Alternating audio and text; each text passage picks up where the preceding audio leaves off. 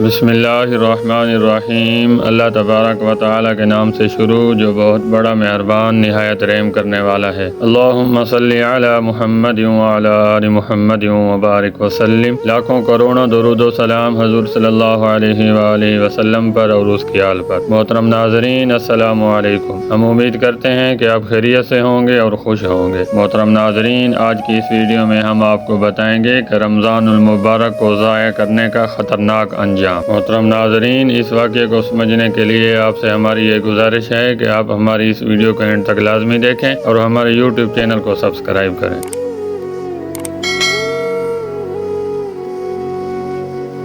محترم ناظرین، نبی اکرم صلی اللہ علیہ وآلہ وسلم نے ارشاد فرمایا کہ جب تک میری امت ماہ رمضان کا تقدس قائم رکھے گی وہ کبھی رسوا نہیں ہوگی۔ محترم ناظرین، ایک شخص نے عرض کیا، یا رسول اللہ صلی اللہ علیہ وآلہ وسلم، ماہ رمضان کا تقدس خراب کرنے میں رسوائی کیسی؟ تو آپ صلی اللہ علیہ وآلہ وسلم نے ارشاد فرمایا، رمضان المبارک میں جس نے حرام کام یعنی گناہ کا ارتکاب کیا، اسی طرح شراب پیا یا زنا کیا، اس پر اللہ تعالیٰ کی اور آسمان والے فرشتوں کے اگلے سال تک لعنت برستی رہتی ہے۔ اگر اگلے رمضان سے پہلے یہ شخص مر جائے تو اللہ تعالیٰ کے دربار میں اس کی کوئی نیکی اسے جہنم سے نہیں بچا سکے گی۔ محترم ناظرین، رمضان المبارک کو ضائع کرنے سے بچو۔ نیکیوں کا اجر و ثواب اس میں کئی گنا بڑھا دیا جاتا ہے جو دیگر مہینوں میں نہیں بڑھتا۔ اسی طرح گناہوں کا وبال بھی کئی گنا بڑھا دیا جاتا ہے۔ محترم ناظرین، اللہ تعالیٰ سے ہماری یہ دعا ہے کہ اللہ تعالیٰ ہمیں ماہ رمضان کا اجر و ثواب عطا فرمائے۔ آمین ثم آمین۔ ہم امید کرتے ہیں کہ ہماری آج کی یہ ویڈیو آپ کو پسند آئی ہوگی۔ اگر ہماری آج کی یہ ویڈیو آپ کو پسند آئی ہے تو ہمارے یوٹیوب چینل کو سبسکرائب کریں، اس ویڈیو کو لائک کریں، شیئر کریں اور کمنٹ میں اپنی رائے کا اظہار کریں۔ بہت شکریہ۔